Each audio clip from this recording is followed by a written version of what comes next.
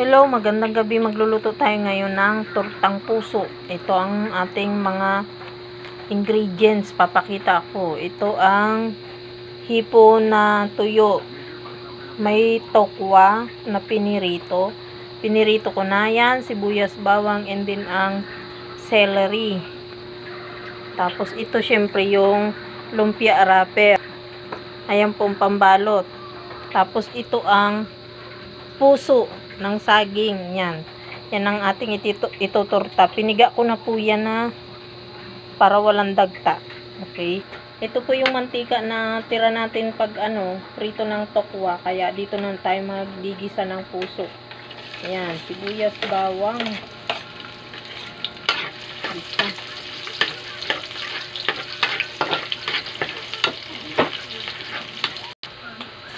Ito puso na ang isunod natin sa sibuyas, bawang.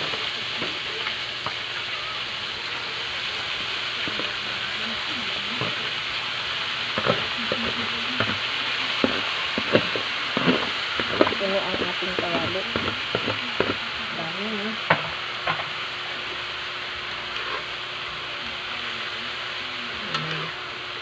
Igisa lang natin siya.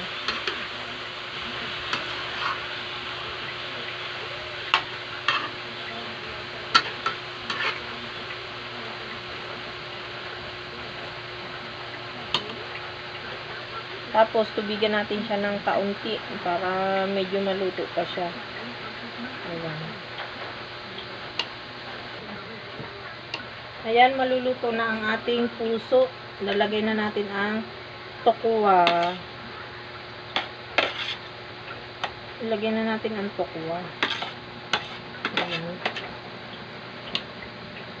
At saka ang hipong tuyo. Yan, masarap yan, pampalasa pa yan dyan.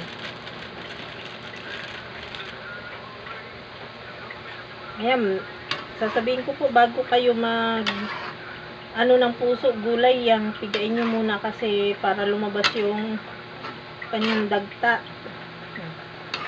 Maluluto na to, saglit lang to.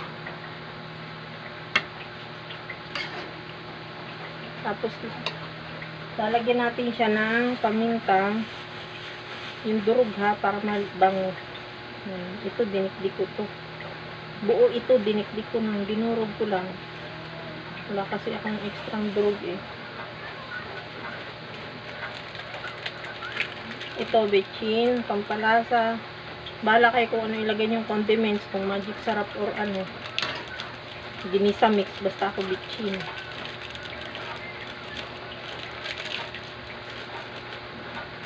Asin. Lagyan natin ng asin para masarap siya. May lasa.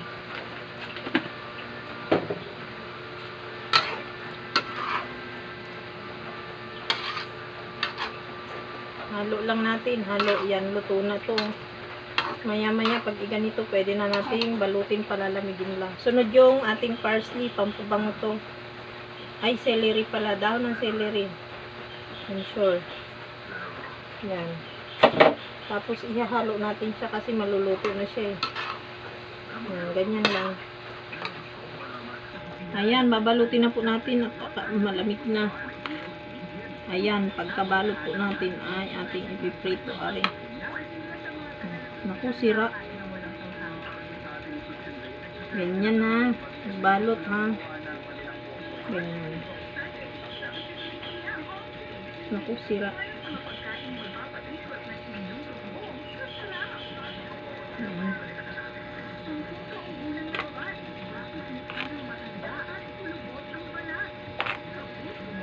Balik natin.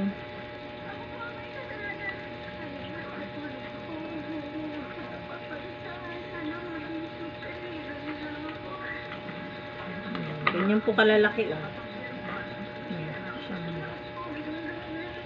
Tama na. Okay na, mami.